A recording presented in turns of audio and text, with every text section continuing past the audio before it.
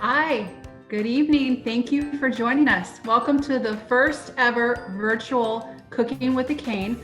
My name is Erica Arroyo. I am the Associate Vice President for Engagement at the University of Miami and a double alumna. So excited to be joining you this evening with our chef, Deborah Moskowitz. She's a graduate from the School of Communication at the University of Miami, class of '94. We're thrilled to have alumni and friends from all over the country joining us to learn some cooking tips and tricks to make this delicious recipe. I hope you have all of your gear ready. I have all of my cooking gear here so that we can get started. It'll be a fun night. It's very appropriate to have this session with the announcement yesterday of the ACC football season happening. This is the perfect recipe for your next tailgate party, and so we hope that you enjoy it. I want to thank all of you for joining us. I want to thank, of course, our very own Deborah and her business, Fat Cat Gourmet Foods. She is a proud alumna business owner. We actually showcase all of our cane businesses on our website. You can check that out online. And if you own a business and you're an alumna or an alumnus, send us information. We'll be sure to get your information online so that we can share all the good stuff that you're doing with the rest of our community. We have over 750 businesses featured online from all of our canes. So many great things going on. Want to let you know of some Zoom logistics before we start, before I turn things over to our chef. So the chat feature will be available. Feel free to introduce yourself, add comments, chat with us throughout. I'm personally not going to be cooking since I'll be moderating the chat and the discussion. Don't want to injure myself as I'm doing that. So I'll be paying attention to you all. So feel free to interact directly with me and with the chef through the Q&A feature. If you have any questions, you can submit through that Q&A feature located at the bottom of your screen. We'll do our best to get through as many questions as possible. You can also raise your hand and we'll be able to call on you and unmute you so that you can ask the chef your question directly. We're so excited to have you cooking with us. Let me introduce our cane chef.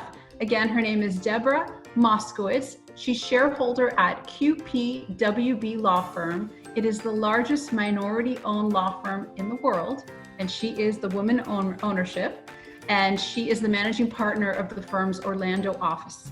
She has attained the highest peer review rating of AV preeminent from the Martindale-Hubbell Law Directory, a rating based on the confidential opinions of the bar and judiciary, independently attesting to her legal ability and high professional ethical standards. She also accepted a nomination to be a fellow of the American Bar Foundation, an honor limited to approximately 1% of the lawyers in a particular state. She's a shining example of what it is to be a cane. And if that wasn't enough, she's also our canes community leader in the Orlando community. She's known for some of the best tailgates out there for our Miami Hurricanes. If you haven't checked her out, you should definitely stop by next time she has a tailgate. Under her leadership, the community has truly developed into a strong network of canes. In her spare time, she started her own business and serves as managing member of Fat Cat Gourmet Foods, a gourmet hot sauce and condiment company she owns and operates with her husband. Fat Cat has garnered national recognition for its products, and they're now sold throughout the world, perhaps at your local supermarket and on Amazon, by the way. She does give a canes discount if you get it through her site. Its sales have increased significantly in the years, and it's been in existence. Again, she's a graduate from the School of Communication. Proud to have her with us today. Thank you, Deb, for joining us, and as well her husband, our special cameraman. I'll go ahead and kick it off to Deb. Hello, thank you so much for having me. Welcome, welcome. Welcome to our home, and glad to be cooking with you tonight. So, I hope everybody's ready to get started. Just to make sure that you have all of the equipment that's necessary to be cooking with us tonight. Of course, you're gonna need a good cutting board and a knife, but you'll also need a pretty good sized skillet. It doesn't have to be nonstick, but I'm using a nonstick one just for ease. You'll need a couple of tasting spoons, doesn't have to be anything exciting, and an implement to stir things. And then of course, make sure that you've got all your ingredients ready. I've prepared most of my ingredients because I feel that you get a much better result when you have your stuff ready to go before you start preparing a dish. But one of the things that I wanted to show you tonight was a little bit of knife skills, because I know a lot of people are hesitant to cook because the knives scare them. So one of the ways that I've been taught to hold a knife is to actually put your forefinger and your thumb on the actual blade, and then wrap the rest of your fingers around the handle of the knife, because this is extremely secure. And you, believe it or not, want the sharper your knife, the safer it is to cut with. So I'm going to show you also a trick to quickly chop onions and keep them uniform and great. Cut your onion in half so that it'll lay flat and stable on your cutting board. Don't take the back off, leave that. And then you'll notice that the onion has lines around it. Take your knife and very carefully run through those lines, depending on what size of dice or chop you want. Don't go all the way to the back, because you want to be able to keep the onion from falling apart. But you can go pretty close to the back. Go all the way around. Carefully, when you get to this side, go careful. And then turn it around, put your fingers in like this so that you're not going to cut your fingertips. And then just slice through. Hold the ends of the onion. You can make them as fine as you want, or as large of dice as you want, depending on what you're making. But you can see how easy it is, and it goes so quickly you don't have to worry about crying because you're already finished. When you get to the end of your onion, hold the base where that root is attached. Try not to get too far to the end, because that's when it could get a little bit dangerous. At that point, turn it on its side. Continue to make the lines up to the end. And forgive me, I know it's loud because I have my cutting board on my cooktop so that you guys can see. And then just turn it around, and that way you can cut the rest of your onion. And we don't want to waste. So now we've got all of our goodies are ready to go. So we're going to put 2 tablespoons of vegetable oil. You can use olive oil, grapeseed oil, you can use whatever kind of oil you like. I'm using just a regular vegetable oil tonight because it has a neutral flavor. So 1, 2, a little bit more, boom, okay. We're going to turn this on over medium heat. And we're going to make sure that our pot gets a little bit of heat going.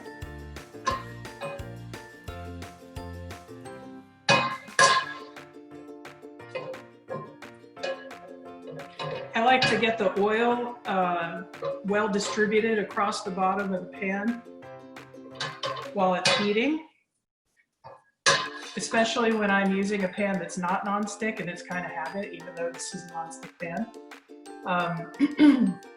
So we need to wait for this to get hot because we want the vegetables to cook at a reasonable speed. So sometimes you can jack your heat up a little bit, but be careful because you don't want it to get too hot and burn your veggies.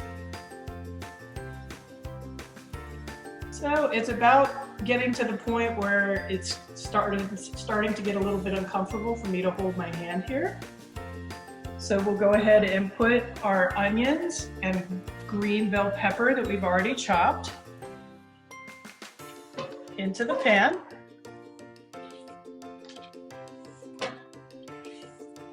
Deborah, well, that's cooking. We had a question come in. Someone asked, how do you prevent yourself from crying when you're cutting onions? I got a couple of people ask me that question. Any tips so that you don't get tears as you're cutting the onions?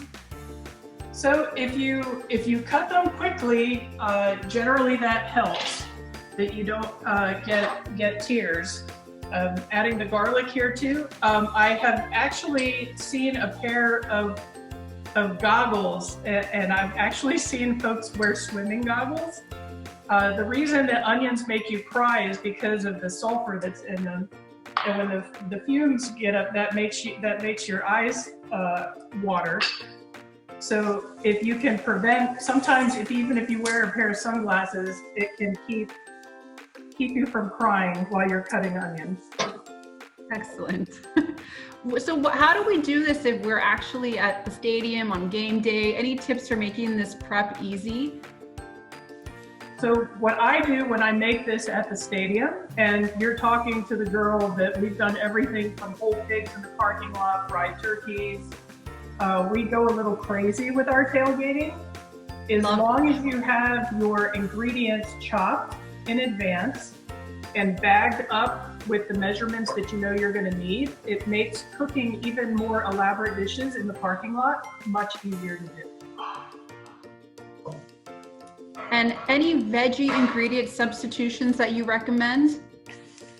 Some people don't like garlic, or some people, may not like peppers.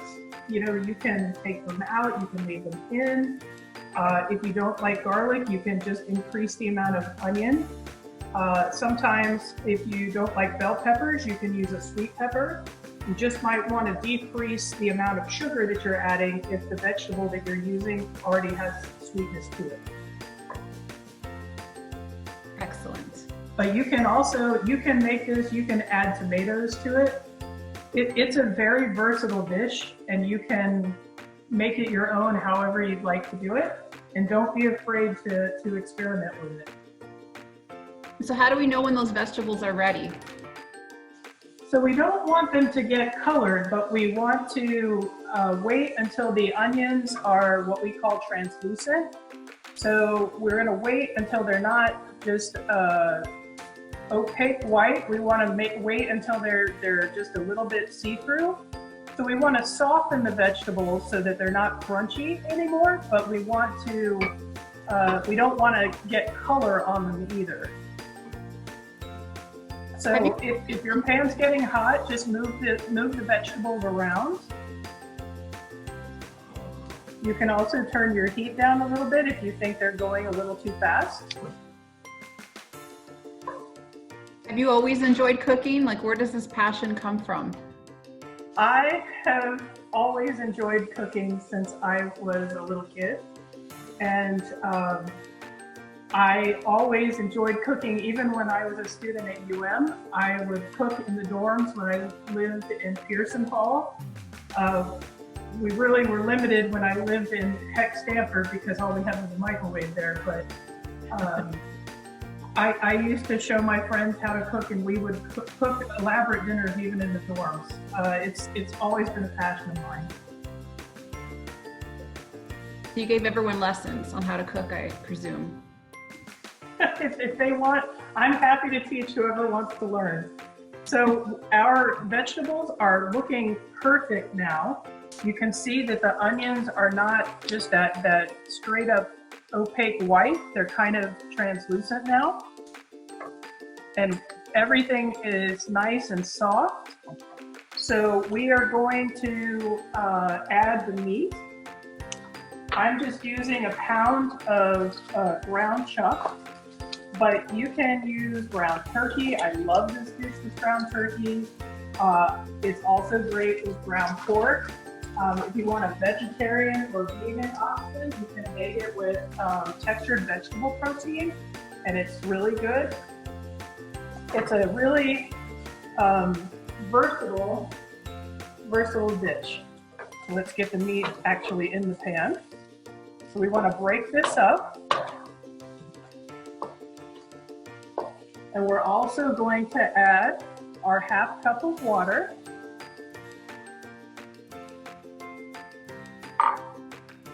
So break the meat up because you don't want big chunks. You can, if you want to, if you need a little hand breaking up the meat into the dish, you can actually use a potato masher, and that sometimes makes it go a little bit quicker. But this looks like it's breaking up pretty good here. So we're also going to add our sauce. So tonight we're using our surprisingly mild Guajillo Ghost. So believe it or not, you're cooking with ghost pepper if you're cooking along. I know that the recipe says to add a half bottle. I would suggest that you start with about 1/3 of a bottle. You can always add more. You cannot take it out. So you can always add more sauce if you want more of the flavor. But I would start with a little bit, around 1/3 of the bottle, and then you can increase as you desire. We're going to keep breaking up the meat.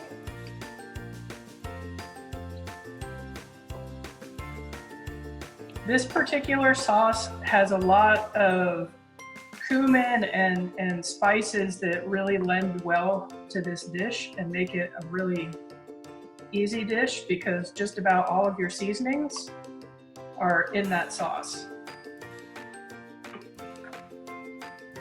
Deb, so we have a question. What is the appropriate temperature for the skillet?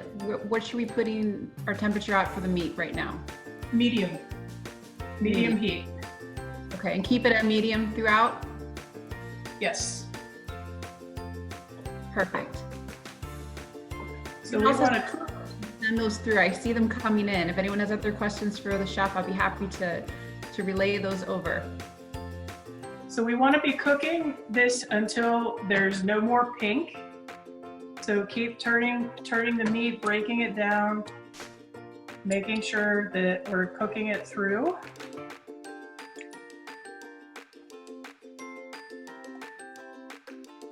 Deb, if you're doing that, I have to tell you the comments I'm seeing where people are cooking with us from.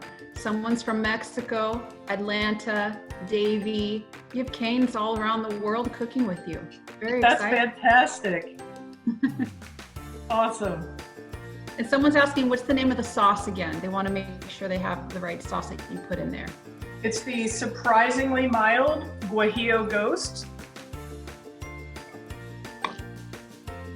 And a unique story about this sauce, everybody is concerned about the ghost pepper because it is an extraordinarily hot pepper, but this particular sauce captures that earthy raspberry flavor of the ghost pepper, but it has virtually no heat.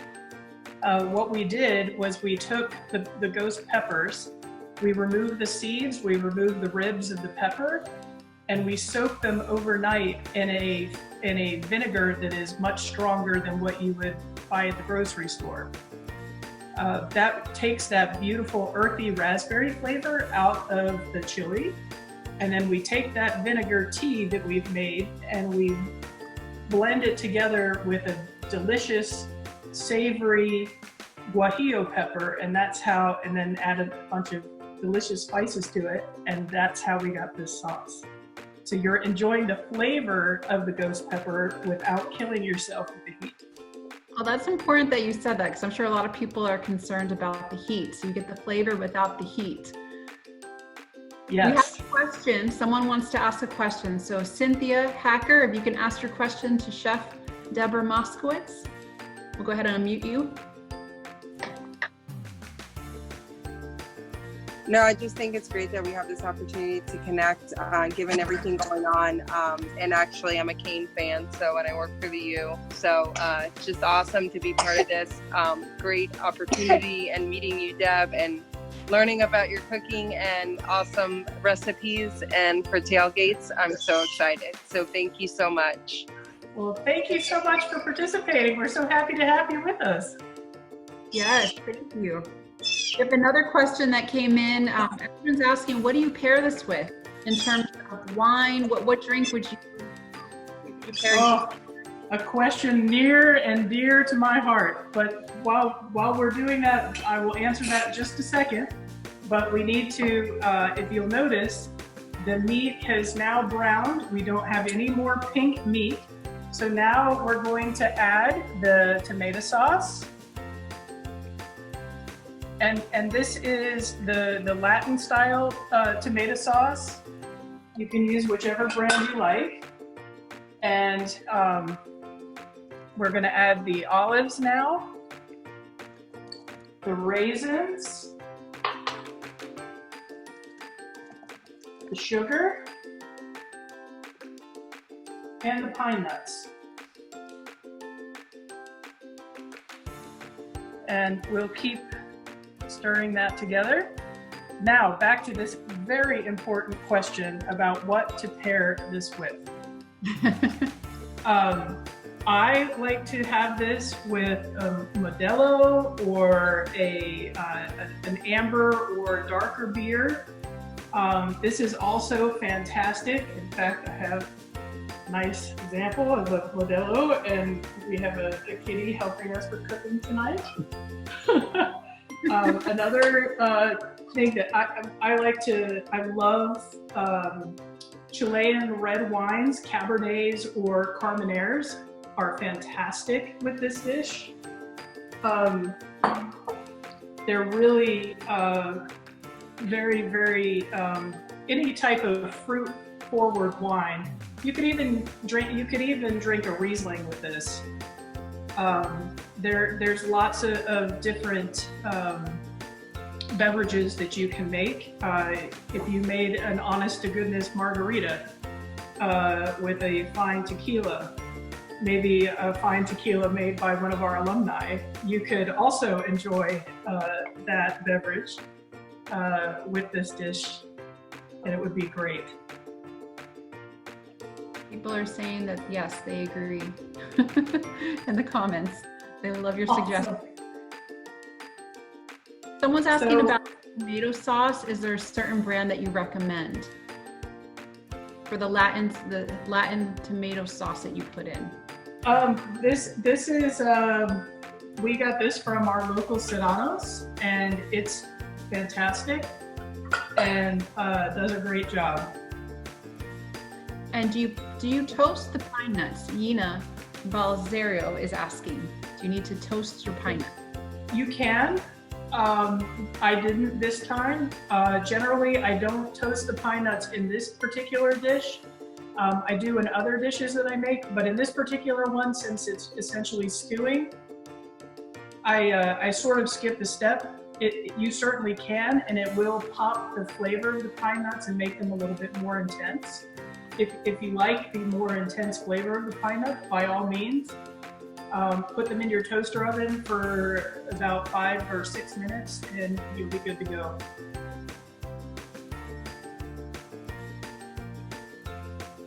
So now is the waiting is the hardest part. Now we have to cook this until quite a bit of the liquid evaporates. You don't want this to be soupy. You want it to have a sauce, but you don't want it to be soupy. And right now it's still a little too soupy for my taste.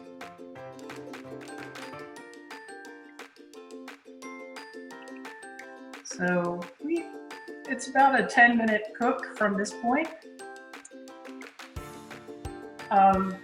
Resist the urge to turn up your heat a little too high because it can burn. Because remember, there is a little bit of sugar in here, so that will caramelize fairly quickly. So your patience will be rewarded, I promise.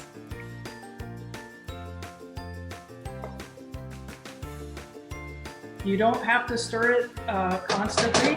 You can let it go and let it cook down a little bit, and then come back and stir it every now and again just to make sure it's not sitting on the bottom of the pan. We're evaporating here pretty quickly. We're getting there.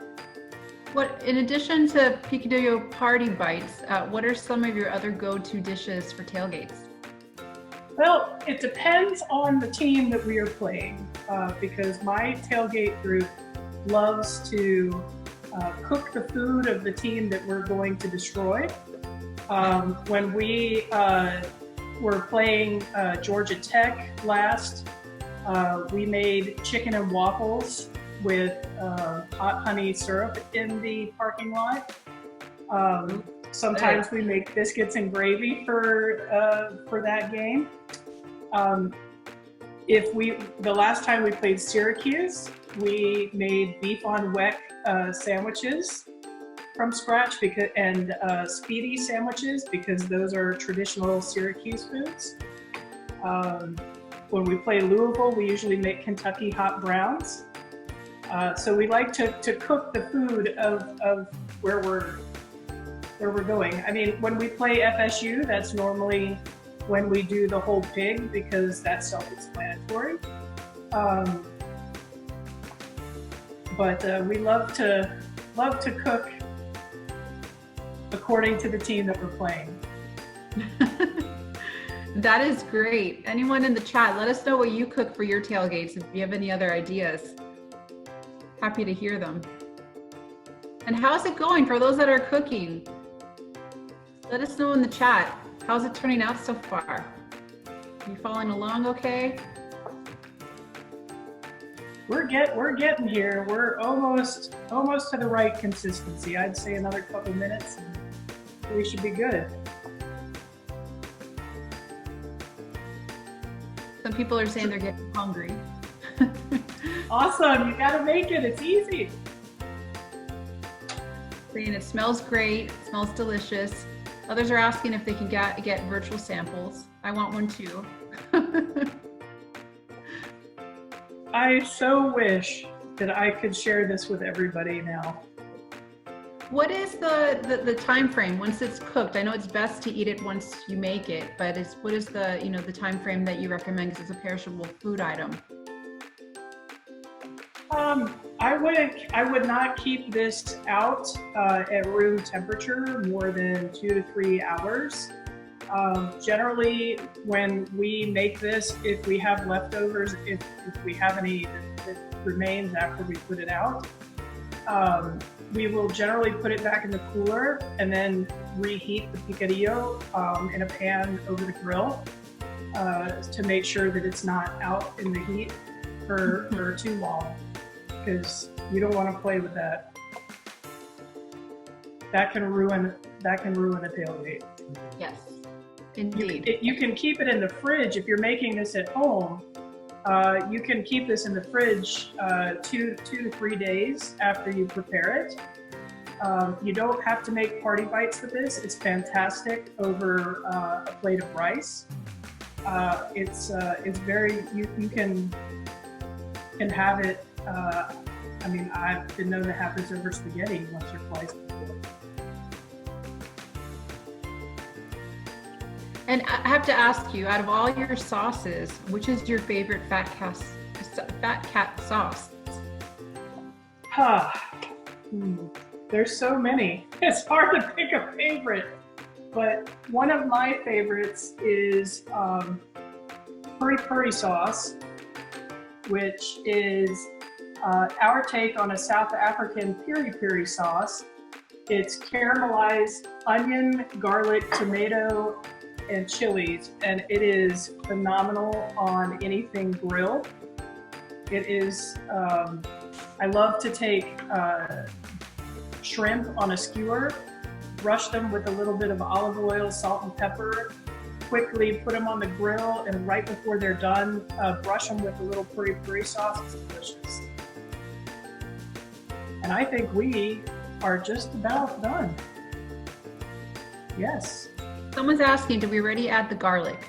I'm guessing yes, if we're almost done. Yes, that went in with the pepper and the onions. That's Madison Taylor. Thanks for joining us, Madison. I guess she's cooking with her 10-year-old. Perhaps didn't hear that. Just throw in your onions now, or the garlic, sorry. Throw in your garlic now. Someone's asking, Jane from Atlanta is asking, when you're doing this for a tailgate, do you use an electric frying pan? Do you use the grill? How do you cook this? So generally I bring a pan, a stainless pan, and I cook it on the grill. We do have portable burners that we bring and cook with sometimes. But I tend to cook on, we're lucky enough that we have a grill that's like a flat top, which is awesome for making cheesesteaks and burgers and that type of thing.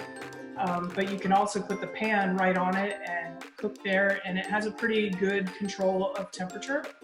So I like to cook this in the parking lot on that particular grill. So you can see that we've got the consistency. We still have a sauce, but it's definitely not what I'd call soupy. So now the most important thing that we have to do is check for seasoning. Be careful, please, because as you can see, the steam is wafting off of this and it is hot. So, but we need to test for seasoning.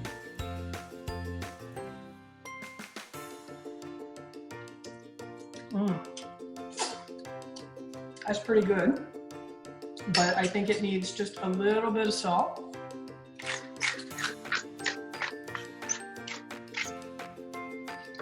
And maybe just a little bit of pepper.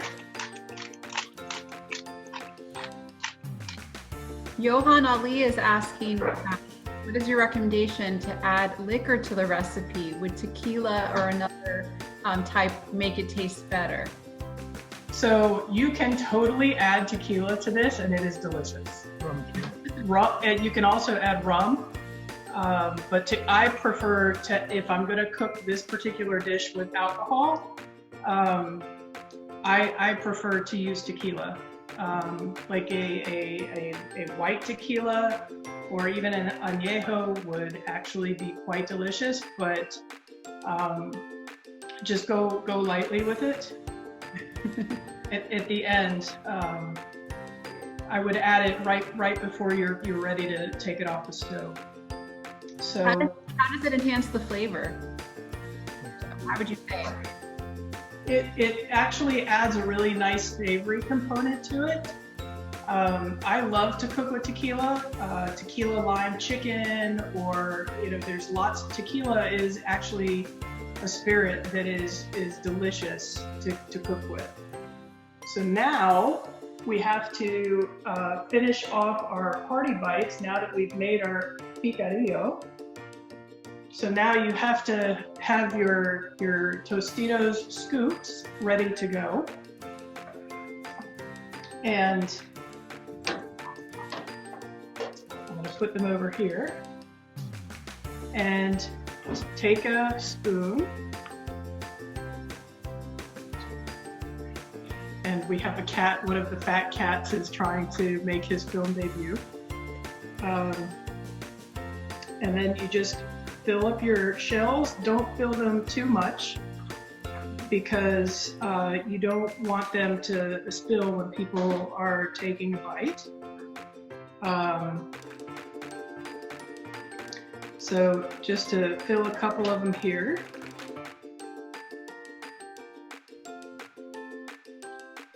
Just with a spoon.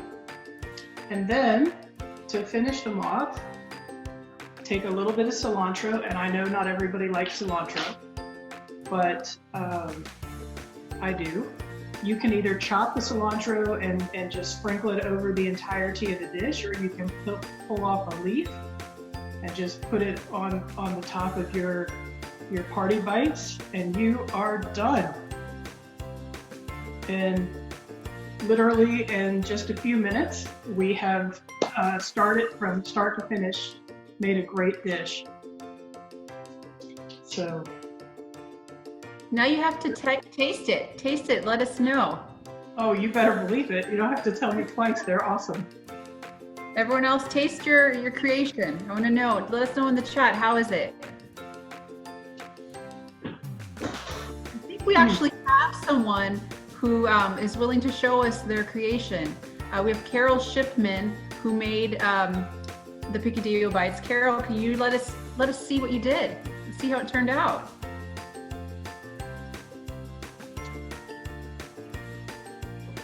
Hi. Yeah. Hey, Deb. Yeah, I cooked it. I made a few changes because we're not mad on olives in our house. and I really made it last minute so I could easily substitute things. To be honest with you, what makes it is the sauce. It's just so tangy, just delicious. So, and I just had some, some chips, and I've just done it like a little bowl, and we've just been helping ourselves and just scooping a little bit up and eating it. That's delicious. Glad you're enjoying it. Thank you. Really good. Love the sauce. Can really get sort of the flavor, the cumin, and I must say, I can't eat anything spicy. I mean, even though I sound British, I can't eat a spicy curry. No, nothing with any heat. But this is interesting, because when I sort of got the bottle, I'm like, what have I let myself in for? But actually, it's like a tangy taste. There's no real heat. There's just depth to it. So I'm hooked. I've ordered 3 more already. So thank you. Well, thank you very much. Now we have a sauce for everyone. We have sauces that are like this one, extraordinarily mild, and then we have ones like this one that are anything but mild. This one is made with the Carolina Reaper pepper, which is the hottest pepper on the face. Well, actually, there's one more that they just bred called Pepper X that's hotter than this, but this is the second hottest pepper on the planet, and it's pretty hot. It's pretty hot, but we're more about flavor than heat. Anybody can get an extract and burn your face off, but we want to make your food taste good. Well, those look delicious. I want to give the audience a chance to ask any additional questions. You can feel free to submit those via the Q&A feature at the bottom of your screen. You can also raise your hand to ask us a question directly, and we'll unmute you. Before we go to the audience questions, I want to just ask you all to do a short poll to see how we're doing. I'm going to have that poll appear now. Hopefully you all can see that on your screen soon. First question is, would you attend another cooking program? Definitely, maybe. No, I'll just leave the cooking to the professionals. What other type of cooking events would you enjoy from your canes moving forward? More cooking, nutrition. What types of recipes would you like to see prepared? Give you guys a moment to fill out your answers.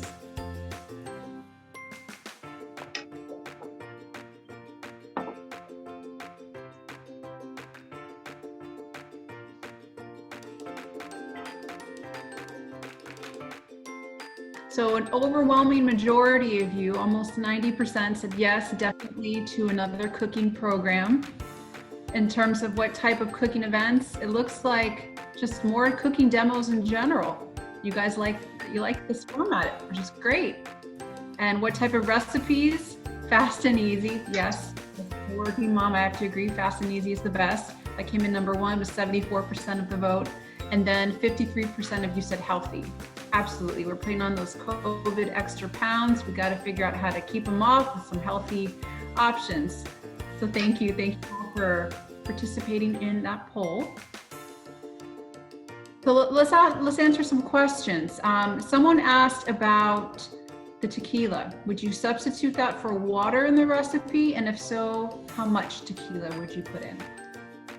I would put about an ounce and a half max of tequila, but I would put it at the end and I would not take the water out. You're just going to need to saute it just a little bit longer to let the alcohol cook through. You might take a little tiny bit of the water out just so that it's not soupy, but I wouldn't take the water out completely because you need that to dilute the tomato sauce. Okay, we have a question from Benjamin who's asking if cilantro is a good addition to this dish, and if so, how much? Oh yes, cilantro. As you can see, I am topping them with cilantro, just a little leaf of cilantro. You can also If you want, you can just roughly chop it and just sprinkle it over the top. But I just think they're pretty when you put a full leaf of cilantro on there. I just think it makes it look really nice. Because anything with a pop of green or a pop of orange always makes me happy. I agree. Absolutely. And where did you get Fat Cat Gourmet? Like, how did the company get started? Tell us the story behind that name. Well, the company got started because my husband is half Chilean, half Israeli, and he has been making sauces since before we were married. And literally people would come to our house and ask to take the sauces home. And after a while I said, we should probably bottle this stuff because it's so delicious. And we were trying to figure out what we were going to call the company. And we had a really big cat. Her name was Tiggy. And we're sitting there one night trying to work out our financials to determine if we could survive on just one salary while we got this going. And the cat literally sat in the middle of all the papers, and I said, well, there's the company name, let's call it Fat Cat. So that's how Fat Cat came to be. That is very exciting. Where's your kitty? I know the kitty was making an appearance right before we were doing the test, the technical run. So here's the new improved Fat Cat. Here comes Jojo. He has been wandering around on the countertop trying to get involved here throughout the entire show tonight. So that is our new Fat Cat. That's Jojo. Excellent. I know we had a question from Martha. I don't know if she's still there and can unmute herself. She wants to ask her question live.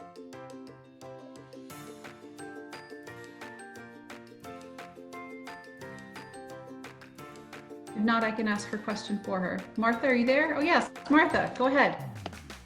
Hi, sorry, I couldn't unmute myself. Do the chips get soggy after a while so that it might be better to let the guests prepare them themselves?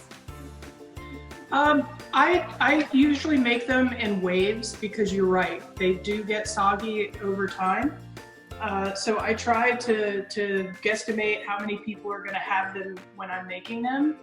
And I try to keep the picadillo warm, but I kind of make them as we go instead of all of them at once for that particular reason, because you really only have about 5, max 10 minutes before the chip starts absorbing the sauce.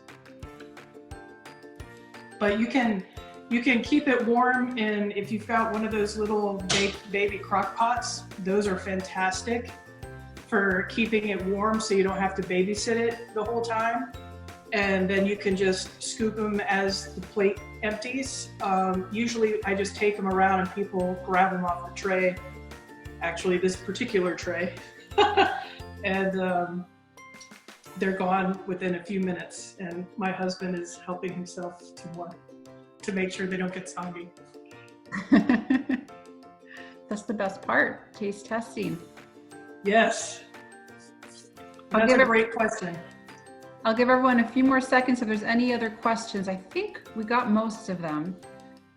I know there was a lot of comments coming in, how great it is. It was awesome. They said the flavors are wonderful. So a lot of positive feedback about this recipe. I'm with everybody who voted. I love flavor, but I also love fast. It's great to cook on the weekends when you have time, but this is a great weeknight dish for dinner. Like I said, you can make this and serve it over rice, and it's relatively quick, easy to prepare, and reheats easily too, which is also good. Another just a quick freebie recipe for you guys. I know this is what I would normally do when I was actually leaving my house to go to the office, which I'm not doing that much of right now. But the same sauce that we used tonight, the surprisingly mild Guajillo Ghost, I would get home from work, I would take a chicken breast or some sliced up raw sirloin steak. I would slice it into fajita-sized strips, slice an onion, slice a bell pepper, throw it in a Ziploc bag, 2 shakes of the sauce, shake up the bag so that everything gets coated in the sauce. Go take my suit off, get, the cat's fed, whatever, literally leave it for 10, 15 minutes max, and throw it in a pan on the stove or on the grill, and heat up some flour or corn tortillas, and dinner's ready. That sounds yummy. Okay, remind everyone where they can get these sauces from again. So you can order our sauces through fatcatfoods.com. Please, all of the alumni and friends of the university, please take advantage of the discount code FATCAT10. If you order through our website, we can give you that discount. You can also order the sauce through Amazon, and we are sold at a number of different gourmet stores throughout the country. Excellent. Deb, thank you so much for being our first official Cane's chef for Cooking with the Cane. This was amazing. We hope to do many more, and thank you all for joining us. It was great to have you along for this recipe journey, and we hope to see you again soon. We have to end with the U, of course, so let's Absolutely. Go Canes! Go Canes!